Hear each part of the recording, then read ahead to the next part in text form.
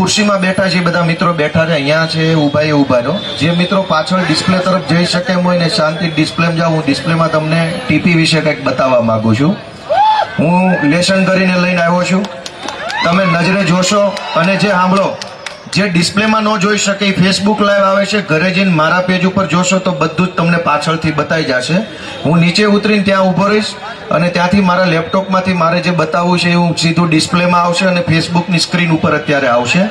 જેને અહીંયા internet support કરતો હોય ફેસબુકમાં જો, બાકીના મિત્રો ડિસ્પ્લે ઉપર જોઈ શકશે. હું નીચે જ આવું છું ને તમને પહેલા અમુક વસ્તુ બતાવું, એ વસ્તુ બતાવી દઉં, પછી પાછો સ્ટેજ ઉપર આવીને 4 વાતો હું કહેવાનો છું. એટલે જેને જોવું હોય એ ડિસ્પ્લે પાછળ લાગેલી છે ત્યાં પહોંચે અને ત્યાં ડિસ્પ્લેમાં હમણાં હું ટીપી વિશે તમને થોડીક માહિતી બતાવીશ કે કેવી રીતે આ લોકો કરોડો રૂપિયાના કૌભાંડ કતારગામમાં, વેડમાં, ડભોલીમાં, સિંગણપુરમાં અબજો રૂપિયા કેવી રીતે ખાધા અને કેવી રીતે બધું આખું હીરા પ્લાનિંગ હું લઈને આવ્યો છું. બાકી બધા મિત્રો ભલે શાંતિથી સાંભળજો. હું પાછો સ્ટેજ ઉપર આવું છું, 10 મિનિટમાં હું ડિસ્પ્લે ઉપર બતાવી દઉં અને પાછળથી તમે ફેસબુક ઉપર જોઈ લેજો.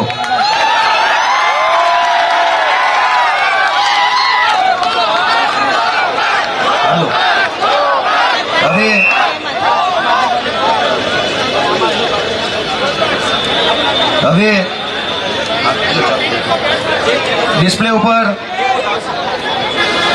ઉપર મારું કોમ્પ્યુટર બતાવી છે કોઈને? બધાને જો ડિસ્પ્લે ઉપર મારું કોમ્પ્યુટર આવે છે.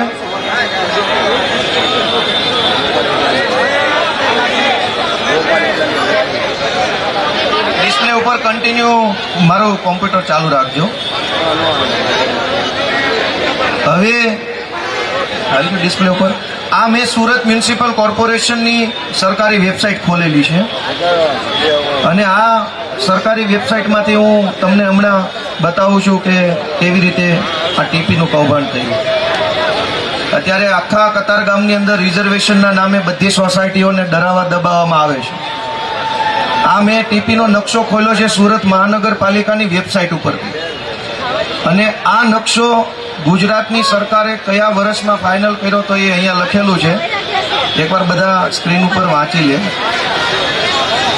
અહીંયા લખેલું છે as sanction by government notification. એટલે ગુજરાતની સરકારે 2004માં નકશો મંજૂર કર્યો હતો ટીપીનો.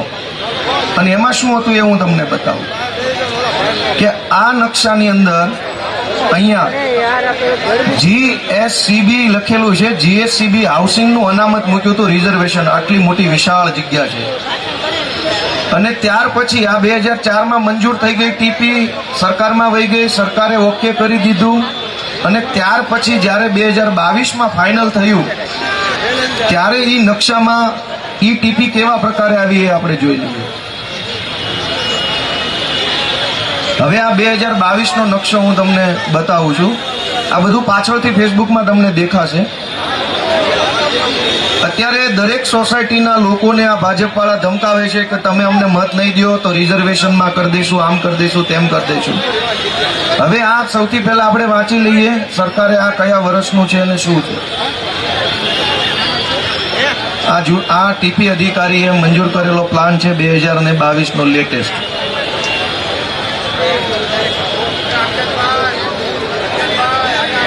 આ જગ્યા જે છે આવડિયા, આ જૂનો નકશો જુઓ. અહીંયા અનામત હતું, રિઝર્વેશન પ્લોટ હતો. આ વિશાળ જગ્યા છે. GSCB હાઉસિંગ બનાવવાનું રિઝર્વેશન હતું 2004માં ટીપી મંજૂર થઈ ત્યારે અને 2022માં આની અંદર મકાનો બની ગયા. જુઓ, અહીં મકાનો બની ગયા સેમ જગ્યા ઉપર. આ કોને પ્લોટ વેચી માર્યો? આ કોના મકાનો બની ગયા? જે ખોખા દેખાય છે આવડા દોરેલા, મારું માઉસ હલાવું ત્યાં, આ બધા મકાનો બની ગયા છે, ફ્લેટ બની ગયા છે. 2004માં સરકારે મંજૂર કર્યું ત્યારે આવી કોરી જગ્યા હતી અને સરકારે નક્કી કર્યું કે હાઉસિંગ બનશે અને 2022 આવતા સુધીમાં જગ્યા ભાજપના માણસોને વેચી નાખીને ભાજપના માણસો અહીંયા બિલ્ડિંગ બનાવી દીધા ચારો તરફ. જોઈ લો આપેલું એની જ જગ્યાનો આકાર જોઈ લો, અડખે પડખેના રોડ જોઈ લો, તમને તરત ખ્યાલ આવશે. એવી જ રીતે આની આ તે ટીપીની અંદર અહીંયા પણ અનામત છે.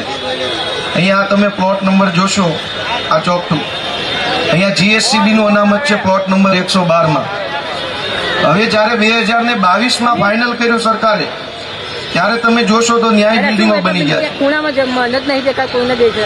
આ ચોક આ જે હું સ્ક્રીન પર લઈ આવ્યો આવડવા જે 112 સર્વે નંબર 123/2 લખ્યું છે એ જ સર્વે નંબર 123/2 અહીંયા મારું માઉસ જ્યાં ફરે છે એ સર્વે નંબર 123/2 છે. અહીંયા લખ્યું છે, હું જરાક ઝૂમ કરીશ તો બતાશે બધાને. આ 123/2 સર્વે નંબર છે. જ્યારે 2004માં મંજૂર થયું ત્યારે અહીંયા અનામત હતું, રિઝર્વેશનનો પ્લોટ હતો, એટલે આ પ્લોટ ખાલી છે, એમાં બાંધકામ નથી. આ વાદળી લાઈનો જે છે એ બાંધકામ બતાવે છે, સફેદ અંદર કોરી જગ્યા છે એટલે ખાલી જગ્યા પડી છે. સરકારે એમાં અનામત મૂક્યું, રિઝર્વેશનનો પ્લોટ મૂક્યો. 2022 આવ્યો તો અહીંયા બાંધકામ થઈ ગયું. આછી ભૂરી લાઈનો આવ્યા, બધા ભાજપના માણસોના બિલ્ડિંગ બની ગયા. દરેક જગ્યાએ ટીપીના જેટલા પણ અનામતના પ્લોટ મૂકેલા હતા 2004માં એ ભાજપના માણસોને વેચી નાખ્યા પાણીના ભાવે, અને ત્યાં ભાજપના માણસોએ બિલ્ડિંગ બનાવી દીધા. અને પછી જે જગ્યા ઘટી એ બધી જ જગ્યા પૂરી કરવા માટે દરેક સોસાયટીના કોમન પ્લોટની અંદર રિઝર્વેશન નાખવાનું ષડયંત્ર ભાજપના ગુંડાઓએ કતારગામમાં ચાલુ કર્યું છે. આ એની સરકારી વેબસાઇટ ઉપરથી હું જોઉં છું. આ કોઈ મારા ઘરેથી લઈ આવેલું કે કઈ મેં બનાવેલી વ્યવસ્થા નથી. એમણે જ્યાં જ્યાં અનામત મૂકેલી છે એ બધી જ જગ્યા કોરી રાખેલી હતી. આ જે જગ્યા છે 130 સર્વે નંબર 129 અહીંયા સ્ક્રીન ઉપર મોટો દેખાય છે, 129 સર્વે નંબર પ્લોટ નંબર 130.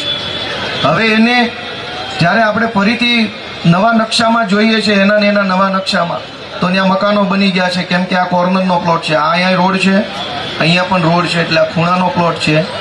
એટલે આ ખૂણાના પ્લોટને કોઈને આપી દેવામાં આવ્યો છે અને ત્યાં મકાનો બની ગયા છે. અત્યારે કરોડો રૂપિયાની જમીન આવી રીતે ભાજપના માણસોને વેચી મારી 2004નો આખો નકશો બદલી નાખ્યો.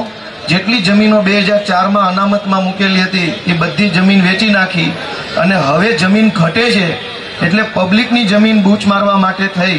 હવે અહીંયા જુઓ, આ ખૂણાનો પ્લોટ છે. હવે એને હું તમને 2004ના નકશામાં બતાવું.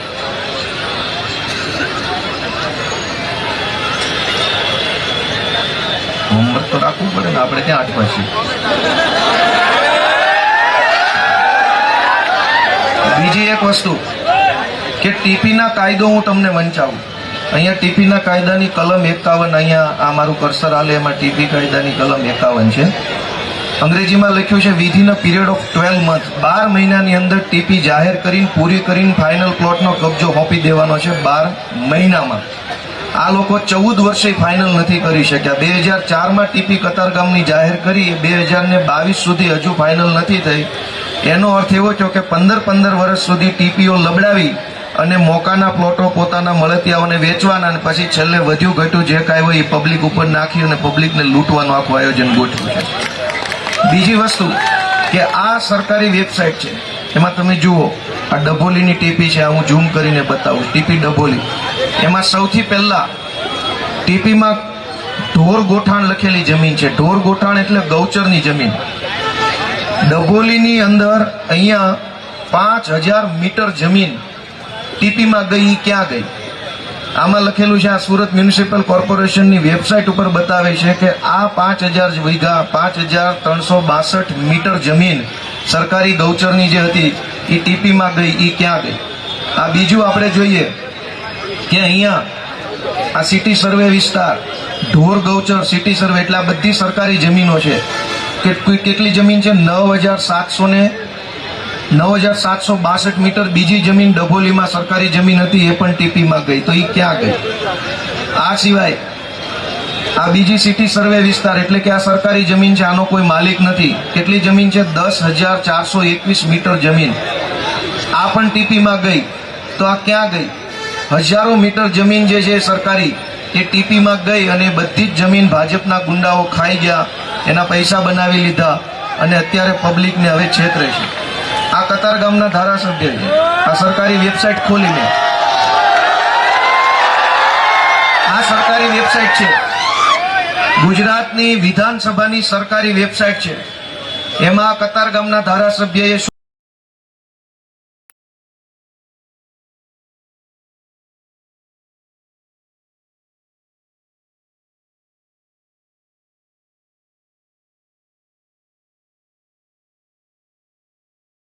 કારીગરી કરી છે કે નહીં? આ ગોપાલ ઇટાલિયા સરકારી વેબસાઇટ ઉપર મેં ખોલ્યા, એમાં મેં પ્રશ્નોનું બટન દબાવ્યું, જથ્થાબંધ પ્રશ્નો આવ્યા. જો આ બધા પ્રશ્નો આવ્યા, અને મેં ગુજરાતની વિધાનસભામાં ટીપીને લગતા જે કાંઈ પ્રશ્ન પૂછ્યા છે, અનેક પ્રશ્નો પૂછ્યા. જે પ્રશ્નો હું તમને બતાવું કે ટીપીને લઈને મુખ્યમંત્રી સાથેથી લઈ વિધાનસભામાં કેટલી ચર્ચાઓ મેં કરી છે, અને પછી હું મંચ ઉપર આવીને આગળની વાત કહીશ. આ ગોપાલભાઈ ઇટાલિયાએ ટીપી વિશે પૂછેલો પ્રશ્ન છે. ટાઉન પ્લાનિંગ સ્કીમ હેઠળ સુધારેલા જમીનના ક્ષેત્રફળનું રેવન્યુ રેકોર્ડ. આ ટીપીનો બીજો પ્રશ્ન છે. જુનાગઢ શહેરમાં મારા મત વિસ્તારમાં આ નવ સુખપુર લખ્યું, એ ટીપી મારા મત વિસ્તારમાં આવે છે, એટલે જુનાગઢની ટીપી વિશે પણ મેં પ્રશ્ન પૂછ્યો છે. હવે આ હું બંધ કરી દઉં છું, ઘણું બતાવવા જેવું છે.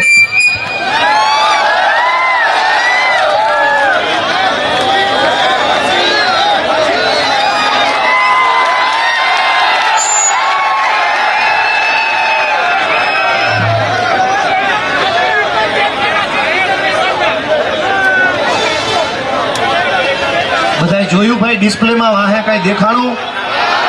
ન દેખાણું હોય તો ત્યાં વિડીયોમાં જઈને જોઈ લેજો. અવાજ દબાવો ભાઈ, વધારો અવાજ દબાવો. મિત્રો, સૌથી મોટો મુદ્દો એ છે કે ગુજરાતની વિધાનસભાનું 1 મહિનાનું સત્ર ગયું. વિધાનસભાની સરકારી વેબસાઇટ ઉપર કતારગામના ધારાસભ્યએ એક પણ પ્રશ્ન પૂછ્યો નથી એવો રેકોર્ડ બતાવે છે. અને આના આ ધારાસભ્ય અહીંયા કતારગામમાં લોકોના મસીહા બનીને આવે છે કે જ્યાં સુધી તમે મને મત આપશો ત્યાં સુધી હું રિઝર્વેશન તમારું છે એને કાંઈ નહીં થવા દઉં, હટાવવા નહીં દઉં, તોડવા નહીં દઉં, ફોડવા નહીં દઉં. દોસ્તો, ભલે કતારગામમાંથી મને આશીર્વાદ ન મળ્યા, પણ કતારગામની ટીપી 49, 50, 51 ત્રણેય વિશે મેં વિધાનસભાની અંદર પ્રશ્ન વટથી પૂછેલો છે.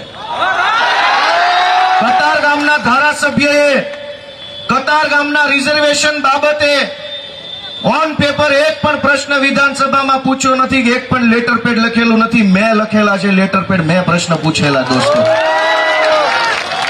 અહીંયા અત્યારે ચાલુ ચૂંટણી અને દર ચૂંટણી અહીં ધમકાવે છે લોકોને કે તમે ભાજપને મત નહીં આપો તો તમારા સોસાયટીના કોમન પ્લોટ ઉપર જેસીબી ફરી જાય, કબજા લઈ લેશું, તોડફોડ કરશું. દોસ્તો, હું તમને એક વિનંતી કરવા માટે આવ્યો છું કે 30 વર્ષથી બીકમાં આપણા મત લઈ જાય છે. દર ચૂંટણીએ નવી બીક લઈને આવે. મોટા વરાછામાં પાણીના મીટરની બીક બતાવે, અહીંયા ટીપીની બીક બતાવે, વરાછામાં બીજી બીક બતાવે. 30 વર્ષ થઈ ગયા બીક બતાવીને મત લે છે. એક વખત બીક તમે વિસાવદર વાળાની જેમ મૂકી દો ને પછી જોવો મજા આવી. અને આખો ટીપીનો ખેલ શું છે એ સમજો કે અનેક કોઈ પણ આપણે માનો કે મકાન બનતું હોય તો પહેલા એનો નકશો બને કે પહેલા મકાન બને? સુરત મહાનગરપાલિકામાં પહેલા મકાન બને છે ને પાછળથી નકશો બને છે. હજારો સોસાયટીઓ, બિલ્ડરો, ભાજપના નેતાઓ અને અધિકારીઓ ત્રણેય લોકો પૈસા ખાય, કરોડો રૂપિયાનો વહીવટ કરી પહેલા સોસાયટીઓ ઊભી કરી દે ચારો તરફ. સોસાયટી બની ગયા પછી પાછળથી ટીપીનો નકશો આવે એટલે તમારી બની બનાવેલી સોસાયટીની જગ્યા ઉપર નકશો કે અમારા નકશામાં તો આ જગ્યા બતાવે છે. પણ પહેલા નકશો બનાવે પછી બિલ્ડરોને પરમિશન આપે તો આ પ્રશ્ન નો બને. મારી વાત સાચી કે ખોટી? બિલ્ડરો ભાજપના નેતાને પૈસા આપે, બિલ્ડરો અધિકારીને પૈસા આપે, નેતા અને અધિકારી પૈસા ખાઈને બદલાઈ જાય, અધિકારીની બદલી થઈ જાય, નિવૃત્ત થઈ જાય, નેતાની ટિકિટ કપાઈ જાય અથવા બીજી વાર ન જીતે, નેતા અને અધિકારી પૈસા વાળા થઈ જાય, બિલ્ડર પૈસા વાળા થઈ જાય, અને ત્રણેય મળીને તમને સોસાયટી હોપતા જાય. જીવો ત્યાં સુધી દુખી થાજો. અને આ ખેલ માત્ર કતારગામમાં નહીં, આખા ગુજરાતની અંદર ટીપીના નામે આ ખેલ હાલે છે કે પેલા બાંધકામ કરી લેવાનું મન ફાવે એવું, પછી પાછળથી ટીપી આવે. અત્યારે મોટા વરાછાથી ઉપર ઉમરા વેલેન્જાની અંદર સુડાના નામે આ ખેલ હાલે છે, કામરેજમાં ખેલ હાલે છે કે પેલા જલ્દી ટીપી લાગુ ન કરે, બધા જ બિલ્ડરો ગ્રામ પંચાયતની ચીઠીઓ લઈને મન ફાવે એવું બાંધકામ કરી નાખે, પછી વાહેથી ટીપી આવે અને પછી સરકાર કે ભાઈ અમારે તો અહીંયા જમીન લેવાની નીકળે છે.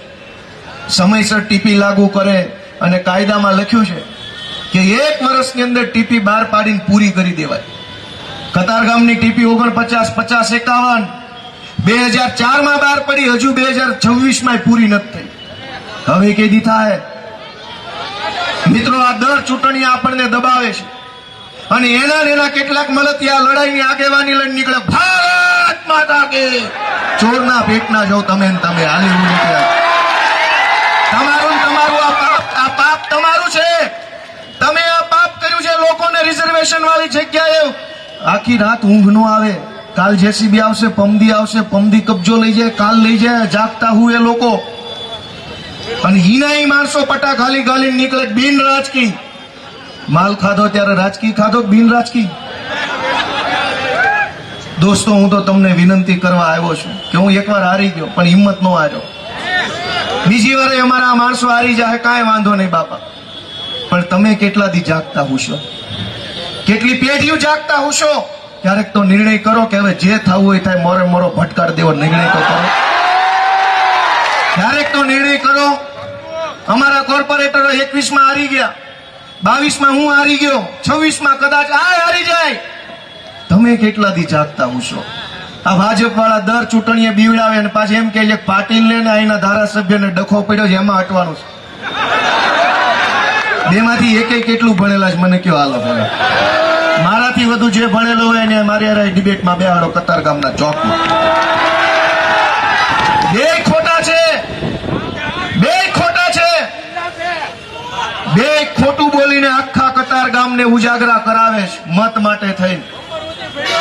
કેમ કે આનું નિરાકરણ આવી જાય તો તમને દબાવવાના કેમ? દર ચૂંટણીએ રિઝર્વેશનનું જો નિરાકરણ આવે તો દર ચૂંટણીએ સોસાયટીના પ્રમુખોને, આગેવાનોને બધાને કેવી રીતે દબાવવાના?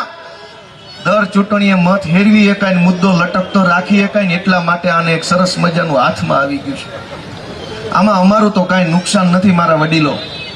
અમે તો પહેલાય લડતા હતા અને પછી લડતા રહેવું. પણ તમે વિચારો ક્યાં સુધી આમના માલવા દેવું છે? તમે વિચારો કે કેટલા દી હાલ છે. અને દોસ્તો, તમે એક વાત એ સમજો કે આ લોકો એવું કે છે કે ભાઈ ગાંધીનગર જઈને મુખ્યમંત્રીને રજૂઆત કરી આ ટીપી બાબતે. ન્યા હું હાલે એ હું તમને ખરેખર કહી દઉં. અહીંયા જયારે ધારાસભ્ય આવે, આઈના હોય કે ગોંડલના હોય કે પછી ગમે ના હોય, દરેક ધારાસભ્યો પોતાના મત વિસ્તારમાં જઈને વિસ્તારના આગેવાનોને, લોકોને એવી રીતે કહે છે કે હું ગાંધીનગર ગયો અને મેં ખખડાવીને મુખ્યમંત્રીને કહી દીધું કે અમારા રિઝર્વેશન હટાવવું જ પડશે. પણ હું ખખડાવ્યું હોય?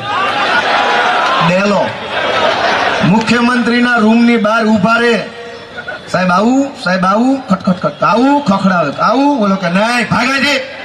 પછી ખખડાવીને કે તો અમારું ટીપી વાળું છે સાહેબ કરી દેજો ને પ્લીઝ. અને બારથી વયો જાય. પછી અહીંયા આવીને કે ખખડાવીને કહી દીધું પણ બાવણું. મુખ્યમંત્રી રૂમમાં ગરવા નથી દેતા. કોઈની કાંઈ ઓકાત નથી. કેમ? કેમ કે રિઝર્વેશન નો મુદ્દો, ટીપી નો મુદ્દો સોસાયટીમાં જ કેમ? એકેય બિલ્ડરોને કેમ તકલીફ ન પડી ભાઈ? એકેયના ચાલુ પ્રોજેક્ટ ઉપર કેમ રિઝર્વેશન નો આવ્યું? તમારી સોસાયટીમાં જ રિઝર્વેશન કેમ? એક પણ બિલ્ડરના પ્રોજેક્ટમાં નહીં, ભાજપના નેતાઓના પેટ્રોલ પંપો પર નહીં, એમણે બનાવેલા કોમ્પ્લેક્સમાં નો આવ્યું. આ મેઇન રોડે અનેક કોમ્પ્લેક્સો ભાજપના લોકોએ બનાવ્યા છે, એની ઉપર રિઝર્વેશન નું આવ્યું. તમારી સોસાયટીના કોમન પ્લોટ ઉપર જ કેમ આવ્યું? કેમ કે દર ચૂંટણીએ મત દેવા મળશે. દર ચૂંટણીએ મત નહીં દો તો આમ થઈ જશે, તેમ થઈ જશે. એકવાર કઈ કેમ નથી દેતા? જે થવાનું થઈ જાય, આવી જાય, હમો પટકાઈ જવાનું થાય છે. આ વખતે કેમ નથી કહી દેતા? એક વખત વિસાવદરની ચૂંટણીમાં ભાજપ વાળા એમ કહેતા હતા નાના લોકોને કે ગોપાલ ઇટાલિયાને મત આપશો તો આમ નહીં થાય, તેમ નહીં થાય, ઓલું નહીં થાય. એ તો અમારા નાના ખેડૂતોએ કહી દીધું જે થવાની છે થાય, આવી જ જા તમતા દેવાના ગોપાલને. તો શું ખરાબ થઈ ગયું ભાઈ લોકોનું? કોને કોને ગોળીઓ મારી દીધી? ક્યાં સુધી આવું કરશું? તમે જરાક વિચારો તો ખરા કે ક્યાં કેટલા દિવસ આવું હાલશે? અને આમાં અમારું શું નુકસાન છે? અમે તો એક વાર નહીં હારી ગયા, 2 વાર હારી ગયા, 3 વાર હારી ગયા, લડ્યા કરશું, બોલ્યા કરશું, અવાજ ઉઠાવ્યા કરશું, પણ આવું જીવન ક્યાં સુધી? અનેક લોકો, હું અહીંયા કતાર ગામમાં પાર્કિંગમાં રહેતો હતો, સમજવા જેવી વાત છે. અનેક લોકો પાર્કિંગમાં રહે છે. એક રૂમ હોય, નાનું એવું રસોડું હોય ને એક ટોયલેટ હોય, શેઠની ગાડી પડી હોય પાર્કિંગમાં, એટલે હાલવાની જગ્યા ઓછી હોય. સાહેબ, પાર્કિંગમાં જે માણસ રહેતા હોય, હું અલગ અલગ 3 સોસાયટી પાર્કિંગમાં રહ્યો, જ્યાં રહેતો તેને બધાને ખબર છે, મારું નામ નથી બોલવું. પાર્કિંગમાં જે લોકો રહે છે, એક તો એ આખી સોસાયટી ફાઇલ વાળે છે, એનો માલિક છે એ ઉજાગરા કરે છે. એ પાર્કિંગમાં રહેનારા માણસની વેદના જુઓ કે હું પાર્કિંગમાં રહું છું, પણ મારે મારા છોકરાઓને ભણાવી ગણાવીને કંઈક એવું બનાવવાના છે ને કે આ પાર્કિંગમાંથી હવે હું છૂટું ને કંઈક ઘરના બંગલાવાળો થાવ. એ સપનું બધાનું છે, પણ ભણાવવા ક્યાં મોકશું? ઘરની નજીકમાં એક સારી સરકારી શાળા નથી કે જ્યાં તમને તમારા છોકરા મૂકવાનું મન થાય કે જા બેટા ભણ્યા. માંડ મહેનત મજૂરી કરીને તમે જે કમાતા હોય એ અડધા પૈસા ફીમાં વહી જાય. છોકરા સેજ મોટા થાય તો એને લખવા વાંચવું હોય. હું પાર્કિંગમાં રહેતો ને ત્યારે મને આ તકલીફ પડતી કે વાંચવું હોય ને તો વાંચવાની જગ્યા આખા ઘરમાં ન હોય, કેમ કે ઘર એટલું નાનું હોય ને માણસ 4-5 હોય. કયા ખૂણે બેહીને વાંચો? અનેક છોકરાઓને વાંચવાની જગ્યા નથી. મા બાપની જિંદગી તો જેમ ગઈ એમ ગઈ, કાંઈ વાંધો નહીં, હીરામાં ગઈ કે મશીનમાં ગઈ, ટેક્સટાઇલમાં ગઈ, પણ છોકરા એને આજ વાંચવું હોય તો ક્યાં જવાનું વાંચવા? સોસાયટીમાં બીજો નાનો મોટો અવાજ આવતો હોય, ઘરની અંદર નાનો મોટો મમ્મી કે દીકરી કે કંઈક બહેનો કામ કરતી હોય, છોકરા રમતા હોય, કોકના ઘરના ટીવીનો અવાજ આવતો હોય, પ્રસંગ હોય તો એમાં ઢોલ નગારા વાગતા હોય, કંઈક અમારા જેવાની સભાના માઇક વાગતા હોય. આ બધી પરિસ્થિતિની વચ્ચે જે છોકરાઓ નાના મકાનમાં રહે છે, હાકડા મકાનમાં રહે છે, ગાળામાં રહે છે, પાર્કિંગમાં રહે છે, ઈ છોકરાઓએ JEEની, NEETની, UPSCની, GPSCની, PSIની, મામલતદારની, કોન્સ્ટેબલની તૈયારી કરવી હોય તો ક્યાં બેસીને વાંચવાનું? પાટીલે અને સંઘવીએ અમને ચેલેન્જ મારી કે તમારી હત્યા વિષય નહીં આવે, જાઓ. ભાઈ પાટીલ સાહેબ, અમે નાના માણસો છે, અમે સામાન્ય માણસો છે, અમે કોઈ રાજકીય ખાનદાનમાંથી નથી આવતા. તમે બધા શક્તિશાળી માણસો કહેવાઓ, પૈસાવાળા કહેવાઓ, તમારી પાસે ગુંડા, પોલીસ, સત્તા, તંત્ર બધુંય છે. તમે અમને હરાવી દો અને 27માંથી 0 કરી દો, એમાં બહુ મહાનતા નથી. તમે મોટા માણસ છો, નાના માણસ મારી નાખો તેમાં નવાઈ નથી. પણ તમને ભગવાને શક્તિ આપી હોય તો સુરતની અંદર તમારી સરકાર વર્લ્ડ ક્લાસ વિશ્વ કક્ષાની શ્રેષ્ઠ લાઇબ્રેરી અને વાંચનાલય કેમ નથી બનાવતા જ્યાં 10,000 છોકરા બેસીને વાંચી શકો? તમારે અમને હરાવી દેવા, પણ તમે જીતો તો અમારો ગરીબ પાર્કિંગમાં રહેતો એક છોકરો શાંતિથી એસીમાં બેસીને ઈ-બુક વાંચી શકે, કોમ્પ્યુટર ઉપર બેસીને મફતમાં લખી વાંચી શકે. એવા વાંચનાલય કેમ નથી બનાવતા? એવી ચેલેન્જ મારો ને ભાઈ પાટીલ ને સંઘવી સાહેબ કે જાઓ આ ગોપાલ ઇટાલિયન હરાવી દો તો હું બનાવીશ. એવું કેમ નહીં? 27 સીટોમાંથી તમને 0 કરી દઈશું એવી ચેલેન્જ પાટીલે મારી. ભાઈ, કેન્દ્રમાં સરકાર તમારી, રાજ્યમાં તમારી, મેયર તમારા, એટલા બધા પાણીવાળા હોય તો કરી દો 1 મહિનામાં આખા કતારગામના દસ્તાવેજ. જાઓ, મારો ચેલેન્જ એવી, મારો એવી ચેલેન્જ પાટીલ અને સંઘવી બે કે 1 મહિનામાં દસ્તાવેજ લોકોના હાથમાં આપી જાઓ તો મારા પાણી હોય. મારો એવી ચેલેન્જ. અમને હરાવી દેવાની ચેલેન્જ શું ચેલેન્જ છે? અમે તો નાના માણસો છીએ. મરેલાને મારવાની ચેલેન્જ ચેલેન્જ નો કહેવાય. 30 માર ખા મારો તો માર્યો કહેવાય. અમે નાના માણસ છીએ, અમે નાના માણસ છીએ. અમને હરાવી દો તો કાંઈ વાંધો નહીં. તમારી પાસે ગુંડાની ફોજ, તમારી પાસે પૈસાવાળા માણસો, તમારી પાસે સમાજના કહેવાતા આગેવાનો, તમારી પાસે બધુંય છે, પણ તોય તમે એક હારી નિશાન નથી બનાવી શકતા ને. હું કામ? કેમ કે તમારાથી થાય એમ નથી. ભાઈ, તમનો કામ ન કરી શકો. કામ તો અમારા આમ આદમી પાર્ટીના કાર્યકર્તા કરે.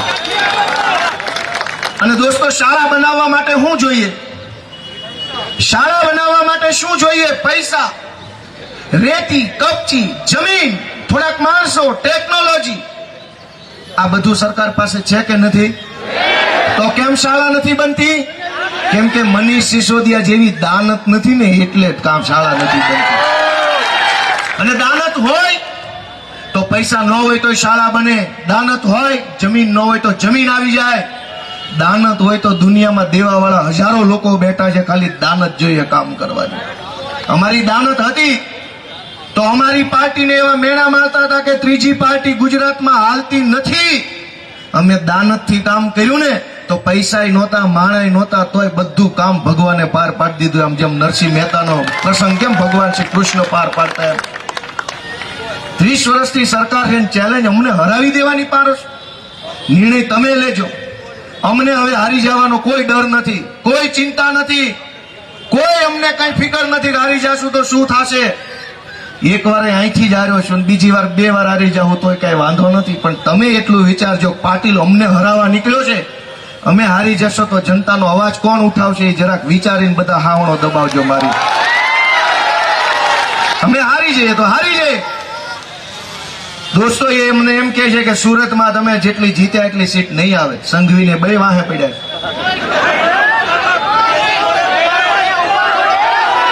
દોસ્તો એ લોકોને મારે એટલું કહેવું છે કે અહીંયા આપણું સુરત એ વિશ્વ કક્ષાના વેપાર સાથે જોડાયેલું સુરત છે. અહીંના હીરા દુનિયાના તમામ દેશોમાં વેચાય છે. હીરાની હારે કામ કરતો વેપારી માણસ પણ દુનિયાના બધા દેશમાં જાય છે. અહીંનું કપડું દુનિયામાં જાય છે, બધા દેશોમાં. અને એ પછી તે આ ઇન્ટરનેશનલ શહેર ગણી શકાય એવું શહેર બને એમ છે. ક્યાંય વિશ્વ કક્ષાની એક પણ સુવિધા આપણા સુરતના કોઈ ખૂણે હોય તો તમે મને કહો. એક પણ રોડ કાટ ખૂણે નથી. 2 રોડના ખૂણા હામા મળતા નથી. છેક ગરનાળાથી લઈ અને કામરેજ સુધી જાઓ તો એ સુરતનો સૌથી મેઇન રોડ છે ને, એમાં ક્યાંય 4 રસ્તા પડતા નથી. મગજમાં વિચારો ક્યાંય 4 રસ્તા પડતા હોય તો કેવું પ્લાનિંગ કર્યું એને. આ મેઇન રોડ જોઈ લો કતારગામનો, ક્યાંક હાંકડો, ક્યાંક પોળો, ક્યાંક બહુ પોળો, ક્યાંક હાવ હાંકડો. એ ખરખો રોડ નથી.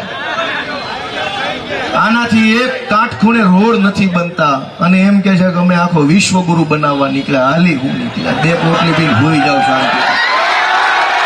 આરામ કરો, આરામ કરો. એ ભણેલા ગણેલા યુવાનો આવી ગયા છે, દેશને વિશ્વગુરુ બનાવવા નીકળ્યા છે. ગટરના ઢાંકણા રોડનું લેવલ મળતું નથી. આઝાદીના 75 વર્ષે લેવલ તો લઈ આવો પેલા. ક્યાંક ઢાંકણું ઊંચું, ક્યાંક રોડ ઊંચો. 30 વર્ષથી સરકાર છે, હજુ તો ઢાંકણાના રોડનું લેવલ આવ્યું નથી. જવું છે ચંદ્ર ઉપર. કોણ આને કહેશે કે આમ ન હોય?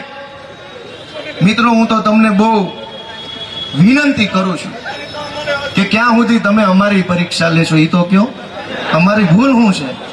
અમે શું ખોટું કર્યું છે? શું પાપ કર્યો? શું પૈસા ખાધા? કોનું લઈ લીધું? અમે ક્યાં પાર્ટી બદલી? અમે ક્યાં સમાજ હારે ગદ્દારી કરી? અમે ક્યાં કોઈ પણ પૈસા ખાઈ ગયા? અમારી શું પરીક્ષા બાકી? તમે અમને કહો તો અમે પરીક્ષા આપી દઈએ. પણ એક વખત તમે અમને કતારગામ આખાની અંદર હાવણા વાળી કરીને આપો એવી વિનંતી હું તો કરું. બધાય નક્કી કરી લ્યો, ભલે ભાજપના કાર્ય કરતા હોય, એકવાર અમને તક આપો. વિસાવદર વાળાએ મને તક આપી તો તમે મને કહો કે મેં શું ખોટું કામ કર્યું. હું ધારાસભ્ય બન્યો અને હમણાં 7-8 મહિના થઈ ગયા. આખા ગુજરાતને જગાડવાનું કામ કર્યું. આ ગુજરાતના ઇતિહાસમાં પહેલી એવી ચૂંટણી છે કે જેમાં હજારો લોકો સ્વયંભૂ, જે સોસાયટીમાં પબ્લિક આવે, જે સોસાયટીમાં ભાજપના નેતા આવે, એ નેતાને પબ્લિક સ્વયંભૂ પ્રશ્ન પૂછતી થઈ ગઈ છે. વાત સાચી છે કે ખોટી? વડોદરામાં, અમદાવાદમાં, રાજકોટમાં, સુરતના પેલી બાજુના વિસ્તારમાં બધે જ જનતા સ્વયંભૂ પ્રશ્ન પૂછતી થઈ ગઈ છે કે ક્યાં હતા, શું કરતા હતા. આટલી હિંમત ક્યાંથી આવી લોકોમાં? આ તો ડરાવા વાળા છે, દર ચૂંટણીએ ડરાવે છે. મિત્રો, ક્યાં સુધી આવું ચાલશે? તમે વિચાર કરો. હું તો બહુ નાનો પડું આ બધી વાતમાં, પણ તમે કંઈક અમારો હાથ પકડો, તમે અમને કંઈક આશીર્વાદ આપો.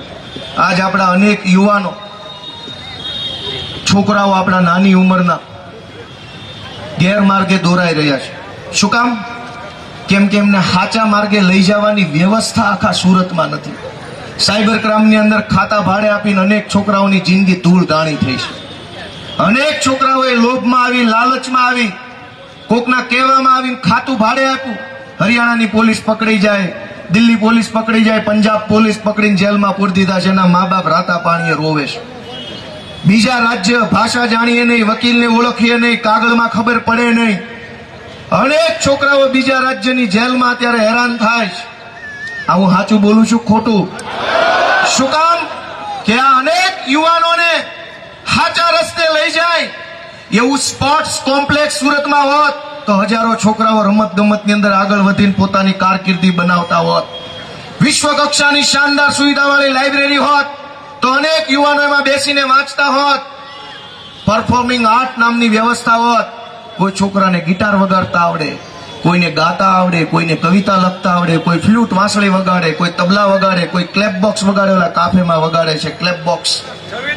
અનેક છોકરાઓની પાસે ભગવાને અનેક કળા આપેલી છે, પણ એ કળા કોને જઈને બતાવવાની? ક્યાં જઈને એ કળા બતાવવાની? ભાજપના લોકો તો અભણ છે, પણ એને ખબર નથી કે આપણા છોકરાઓમાં ખૂબ ઈશ્વરે શક્તિ મૂકી છે. એને જરાક વ્યવસ્થા આપો ને તો આ છોકરા આખા દેશમાં નામ રોશન કરે એમ છે. આ કાફેની અંદર અનેક દીકરા દીકરીઓ ગાય છે, વગાડે છે, બોલે છે, કવિતા લખે છે. એના માટેની વ્યવસ્થા ક્યાં? પરફોર્મિંગ આર્ટ એ આવ્યું. નવી પેઢી જેનજી જનરેશન ઝેડના નવા યુવાનો આવ્યા, એના અલગ લેવલના સપનાઓ છે. એ આ બધી ખચાખચીમાં માનતા નથી. એની દુનિયા આખી અલગ છે. એમ કે છે કોક ખારો નેતા મળે ને તો બધાને ભંગારના ભાવે આપી દેવાના થાય. પણ નવી પેઢીના વિચારોને સમજે, નવી પેઢીના યુવાનોની ભાવનાઓને સમજે, નવી પેઢીના યુવાનોના લક્ષ્યને, વિઝનને, સપનાને સમજે એવો નેતા કોણ? પાટીલ. તમારા પરિવારના છોકરાઓ જે 12મું ભણે છે, કોલેજના પહેલા વર્ષમાં છે, બીજા વર્ષમાં છે, એન્જિનિયરિંગમાં છે, મામલતદારની તૈયારી કરે છે, એ નવી પેઢીના યુવાનો એને સમજે એવો નેતા કોણ? સંઘવી, પાટીલ. કોણ એવો નેતા જે તમારા બાળકોના સપનાને સમજે અને તમારા બાળક જેટલી મહેનત કરે એટલી મહેનતી નેતા કરે? નેતા કોણ? દોસ્તો, એકવાર તમે અમને આશીર્વાદ આપો. હું તો તમારી બધી જ્ઞાતિના લોકોને મારી વિનંતી છે, બધી જ જ્ઞાતિના લોકોને, તમારા દીકરા ગોપાલભાઈ ઇટાલિયાની 2 હાથ જોડીને વિનંતી છે. ભાઈ સાહેબ, બાપા, વડીલો, માવતા, તમને પગે લાગુ, પણ આ વખતે ભૂલ ન કરતા, મહેરબાની કરજો. અનેક છોકરાઓ દારૂ અને ડ્રગ્સના રવાડે ચડાવ્યા છે આ ભાજપ વાળાએ. બેફામ ડ્રગ્સ મળે છે સુરતમાં, અને સંઘવી એમ કે છે કે કોઈ ચમરબંધી છોડવામાં નહીં આવે, બધાને ભાજપમાં લઈ લેવામાં આવશે. બહાર નો રહેવો જોઈએ. જે કઈ કાંડ કરવો હોય ભાજપમાં રહીને કરો. મિત્રો, 2 મિનિટ શાંતિ રાખો. દોસ્તો, કે કેટલી પીડાઓ આપણે ભોગવવી પડે છે. મને કતારગામનો એક કિસ્સો યાદ છે કે એટલે સાંભળો એ મારા વાલીડાઓ, કતારગામમાં હું જયારે અહીંયા રહેતો હતો, કતારગામમાં આંબા તલાવડી વિસ્તારમાં, ત્યારે એક બેનનો મારામાં ફોન આવેલો. મારી ભાઈનું નામ, સરનામું બધું છે, આપણે જાહેર નથી કરવું, સોસાયટી વાળા કન્ફર્મ કરશે, કે એમણે આરટીઈમાં એડમિશન લીધું તેમના છોકરાનું, અને સિટીની બહાર ડુમસ રોડ, પેલું ડુમસ નહીં, પેલું હજીરા રોડ, દાંડી રોડ, હા દાંડી રોડ, રજનીભાઈ ભેગા હતા મારી, દાંડી રોડ ઉપર આવેલી એક હાઈફાઈ સ્કૂલની અંદર એના છોકરાને એડમિશન મળ્યું આરટીઈમાં. હવે એ બહુ મોટા નેતાની સ્કૂલ છે. એણે આ છોકરાને હેરાન કરવાનું ચાલુ કર્યું, અને પ્રિન્સિપાલ એનો સ્ટાફ છે એના મમ્મી પપ્પાને ધમકી મારે કે તમે આવકનો દાખલો ખોટો કઢાવ્યો છે, તમારી ઉપર કેસ થશે, તમારા છોકરાને એડમિશન તમે જાતે કેન્સલ કરાવી દો ને અહીંથી નીકળી જાઓ, નકર એફઆઈઆર થશે ને જેલમાં જશો બધા. આવકનો દાખલો ખોટો શું કામ? તો કે ભાઈ તમારી પાસે પાન કાર્ડ છે, તમે આઈટી રિટર્ન ભરો છો, અને તમારી પાસે ઘરનું ઘર છે, એટલે તમે આવકનો દાખલો ખોટો કઢાવ્યો. એ પરિવાર બહુ હતાશ થયો અને મને મળ્યા, હું રૂબરૂ મળ્યો, અને બહુ રોવા જેવા થઈ ગયા. બેન, આદમી તો વધારે ઢીલા પડી ગયેલા, બેની ઢીલા પડી ગયેલા કે અમારે એને ભણાવવા જ નથી, અમને તો પછી જેલમાં પૂરી દેશે, શું કરશું? તમારે 5 રૂપિયાનો નાનો એવો ધંધો કરવો હોય તો આ ભાજપની સરકાર જીએસટી કરાવો, રિટર્ન લાવો, પાન કાર્ડ લાવો, ફાન કાર્ડ લાવો, 1 કિલો કાર્ડ માંગે. એટલે તમે 5000 નો ધંધો કરવા માટે બધા પ્રકારના કાર્ડ કઢાવો. ઈ ધંધામાં કમાવ કાંઈ નહીં, પણ કાર્ડ નીકળી ગયો એટલે તરત આરટીઆઈ વાળો કહેશે પાન કાર્ડ છે ને, એડમિશન નહીં મળે. તો ટેક્સ લેતી વખતે એવું કેમ નથી કહેતા મ્યુનિસિપલ વેરો લેતી વખતે કે જેના છોકરા સરકારી સ્કૂલમાં એડમિશન મળશે એટલા પાસેથી વેરો લેવો છે, બાકીના લોકો પાસે વેરો નથી લેવાનો? કેમ નથી કહેતા? વેરો બધા પાસેથી લઈ લેવાનો. પણ એક માવતરની લાચારી તો જોવો, છોકરા ભણાવવા માટે પોતે કઈક અપરાધ કર્યો હોય, કોઈ ગુનો કર્યો હોય, કઈક ખોટું કરી નાખ્યું હોય, એવું અંદરથી બીક લાગ્યા કરે સતત કે મેં ખોટું કરી નાખ્યું છે. મેં એને સમજાવ્યા કે દાખલો મામલતદારે કાઢ્યો છે, જેટલાનો કાઢ્યો, 1.5 લાખનો કાઢ્યો, 10 લાખનો કાઢ્યો, મામલતદાર શું કામ કાઢ્યો? એની ફરજ હતી ને જોવાની. અને મકાન છે તો મકાન ક્યાં કોકના બૂચ મારીને કે ટીપીના પ્લોટ કુદાવીને કરોડોની કાળી કમાણી લીધા છે? જેને મકાન લીધા એને હીરા ઘસીને લીધા, ટીકી ચોંટાડીને લીધા, લેસ પટ્ટા કાપીને લીધા, બહેનોએ બ્યુટી પાર્લર ચલાવીને મકાન લીધા, કોકે ઘરે જમવા વાળાને જમણવાર જમાડીને પેલું કુકિંગ કરીને લીધા. તમારી કાળી મજૂરીના પૈસે મકાન લીધા. એટલે સરકાર એમ કે છે મકાન છે એટલે તમારા છોકરાને અમે નહીં ભણાવીએ, તો ટેક્સ અમે નહીં દઈએ. સરકારી શાળામાં ડ્રો સિસ્ટમ છે, કદાચ કોઈને ખબર હશે, લકી ડ્રો. વેરો લેવામાં તો કોઈ ડ્રો નથી કરતા. જેનો ડ્રોમાં ભાજપ વાળાનો લઈ લો ને વેરો. મિત્રો, કેટલી પરિસ્થિતિ હું કહેવા બેસીશ તો હવાર પડે એટલા મુદ્દાઓ છે. પણ ક્યારે તમે અમારી પરીક્ષા ક્યારે પૂરી કરશો એ કહો તમે અમને. એ આગળ વાળા 10-15 જણા ક્યારના ગાડી પાડ્યા કરે, વાહે કોઈ બોલતો નથી. ટીવીની સ્ક્રીનની પાછળ કોઈ બોલ્યું નહીં કાંઈ. મિત્રો, છેલ્લી વાત મારે તમને એટલી કહેવી છે કે અત્યાર સુધી તો આપણી પાસે રસ્તો નહોતો. કોંગ્રેસ તો ક્યારેય આપણી પાસે ચર્ચાનો વિષય નહોતો. ભાજપને આપણે બધા મત દેતા હતા, અને ભાજપને ન દેવો હોય તો આપણી પાસે બીજો કોઈ વિકલ્પ હતો નહીં. હવે તો આમ આદમી પાર્ટીનો ભણેલા ગણેલા ઈમાનદાર લોકોનો એક વિકલ્પ આપણને મળ્યો છે. અને એમાંય કતારગામથી નહીં તો વિસાવદરથી તમારો છોકરો ચેટ પાર્ટીની ટોચ ઉપર પહોંચ્યો છે. મથાળે આપણો માણા બેઠો છે. જરા અહીંથી તમે આપશો તો અમારું સારું થાય. સબ દર્દો કી એક દવા, રામબાણ ઇલાજ, સાવરણો મારો બધા સાવરણો, એવી મારી બધાને વિનંતી છે. આપ સૌએ આટલા ઉત્સાહથી મારે તો ઘણું કેવું છે. તમે આગળ વાળા કહો છો, પણ ઘડિયાળ વાળા ના પાડે, ધ્રુજારી આવે હાથમાં. મશીન મૂક્યો ને એટલે આમ બોલીને નો કે ગુર થાય એટલે ખબર પડી જાય કે હાલો કાપો હોય આને. છેલ્લે કાંઈ વાંધો નહીં, 2-4 વાતો કહી દઉં કે આમ આદમી પાર્ટી, આ ભાજપ વાળા આપણને એમ કે છે કે ડબલ એન્જિનની સરકાર છે. ભાઈ, ડબલ એન્જિનની નહીં, 3 એન્જિનની છે. કોર્પોરેશનનું એન્જિન, વિધાનસભાનું એન્જિન, લોકસભાનું એન્જિન અને રાજ્યસભાનું એન્જિન. 4 એન્જિન લગાવ્યા પછી કતારગામમાં તો દસ્તાવેજ નથી થતા ને. તો સારે એન્જિન ભંગારમાં નાખીને અમારી સાવણાવાળી કરો એટલે તમારે કમ્પ્લીટ કામ થવાનું છે. 4 એન્જિન લગાવ્યા પછી કામ તો થવાનું નથી, ધાક ધમકી મારે છે. ત્યાં ખેડાના સાંસદે કીધું મત નહીં આપો તો ગ્રાન્ટ નહીં દઉં. આવડો અહીંયા ટીપીની ધમકી મારે, ઓલો બીજી ધમકી મારે, ચારે બાજુ ધમકા ધમકી ચાલુ થઈ. એટલે હું સમજેશ લોકશાહીને. અને એટલે મારે હવે ટૂંકી વિનંતી કરી દેવી છે. ઘણો સમય થઈ ગયો છે, મારે બીજે કાર્યક્રમમાં જવું છે. પણ હું આ વખતે એવી બધાય સમાજ પાસે આશા રાખું છું કે ભાઈ સાહેબ, બાપા વાદ વિવાદમાં ન પડતા. ક્યાંય આ જ્ઞાતિનો ઉમેદવાર છે ને, આઈનો છે ને, ઓલો છે ને, આવો છે ને, તેવો છે ને, અમારા હગા ઉભા છે. એ 30 વર્ષથી બધું કરી લીધું ને. 30 વર્ષ સુધી આપણી જ્ઞાતિના ને, આપણા ગામના ને, આપણા તાલુકા વાળા ને, આપણા હગાને મત આપ્યો. એ પછી ત્યાં કતારગામમાં બાઇકના પાર્કિંગ નથી ને, ઉઠાવી જાય છે ને ગોતાલાવાડીમાં જ ગમે આપણી જ્ઞાતિ વાળાને મત આપ્યા, બાઇક ઉછેના લઈ જાય. તમે જેને મત આપ્યા એને ગેરકાયદેસરના બાંધકામોના થડકલા કરીને કરોડો કમાઈ લીધા. તમે મહેનત મજૂરી કરીને 70,000નું બાઇક લાવત મૂકવાની જગ્યા ન રહેવા દીધી. આપણી જ્ઞાતિના આ કર્યું. બધાએ પોતપોતાની જ્ઞાતિના લોકોને મત આપીને જોઈ લીધું. પછી શાળા નથી, પછી દવાખાના નથી, પછી પાર્કિંગ નથી, પછી ટ્રાફિક જામ છે, પછી ક્યાંય સાફ સફાઈ નથી. એક વખત બધાએ મળીને અમારા હાવણા જ્ઞાતિને મત આપી દો ને તો અમે તે કઈક ગંદકી સાફ કરવામાં લાગી જાય. મિત્રો, આપ સૌનો હૃદયપૂર્વક ખૂબ ખૂબ આભાર વ્યક્ત કરું છું.